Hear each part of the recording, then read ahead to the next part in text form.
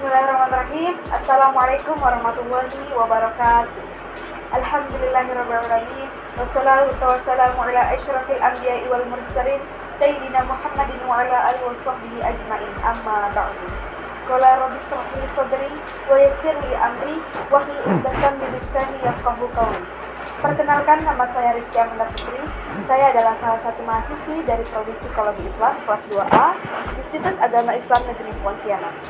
Pada video kali ini, saya akan membahas materi tentang pengertian manusia menurut psikologi modern dan menurut sumber-sumber Islam. Manusia merupakan makhluk ciptaan Allah yang paling sempurna. Oleh karena itu, manusia dijadikan khalifah di bumi, karena manusia memiliki kecenderungan terhadap Tuhan. Berbicara tentang manusia, tentu tidak akan ada habisnya, karena banyak lagi pertanyaan mengenai manusia.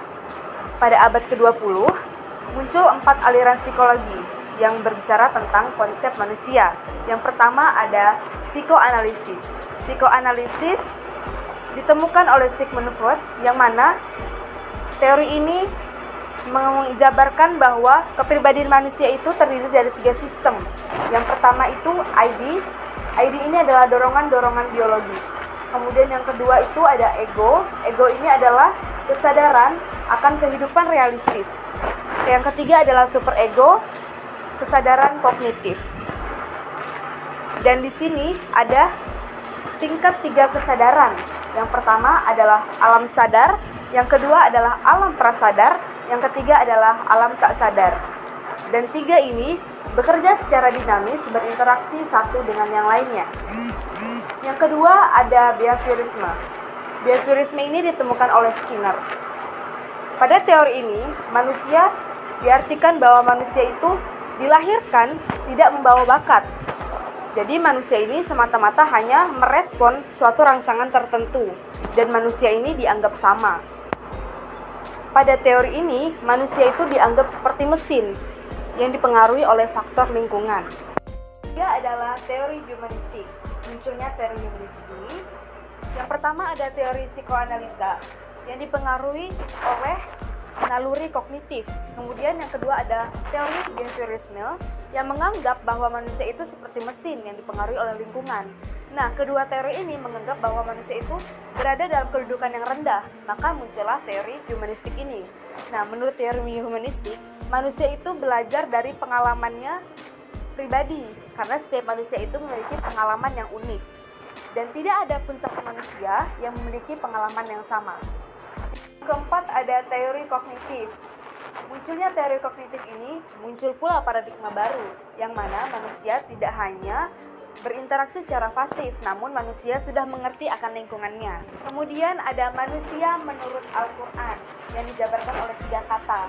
Yang pertama ada Al-Insan. Al-Insan ini disebutkan sebanyak 73 kali dalam 43 surah.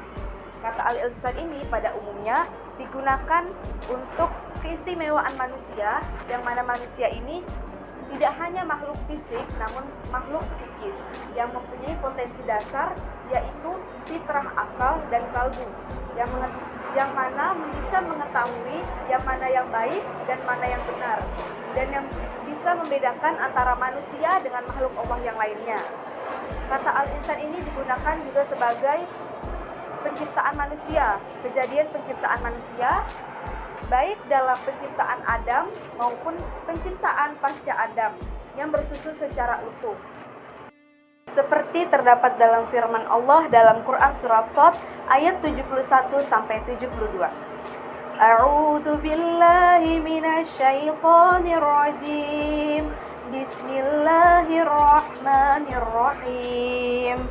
إِذْ قَالَ رَبُّكَ لِلْمَلَائِكَةِ إِنِّي خَالِقٌ بَشَرًا مِّن طِينٍ فَإِذَا سَوَّيْتُهُ وَنَفَخْتُ فِيهِ مِن رُّوحِي فَقَعُوا لَهُ سَاجِدِينَ.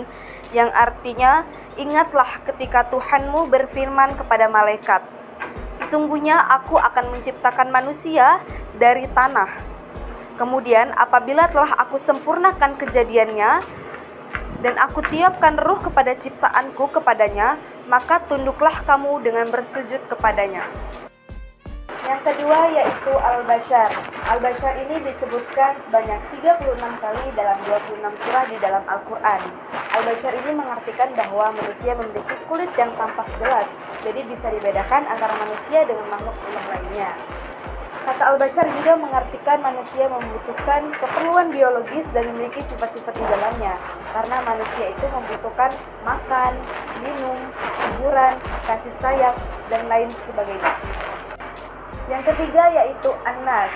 An-Nas ini mengartikan bahwa karakteristik manusia adalah makhluk sosial, tanpa membedakan dia beriman maupun kafir. Kata Anas ini juga menunjukkan manusia dalam keadaan yang stabil, meskipun Allah telah memberikan potensi yang lebih, namun tidak semua manusia menggunakannya dengan baik.